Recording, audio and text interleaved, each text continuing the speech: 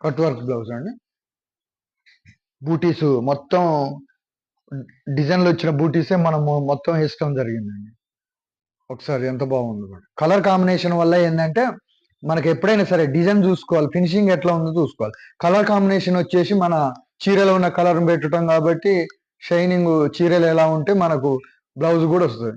మీరు ఎప్పుడైనా కస్టమర్లు చేతులు ఒకసారి చూడండి, చేతులు వచ్చేసి ఇట్లా వస్తాయి కట్ వర్క్లా. మీరు కస్టమర్లు ఎప్పుడైనా మంచిగా తేలాలంటే ఎక్కువ శాతం చీరలు వచ్చిందే కాకుండా ఇట్లా పట్టు క్లాత్ తీసుకోవాలండి.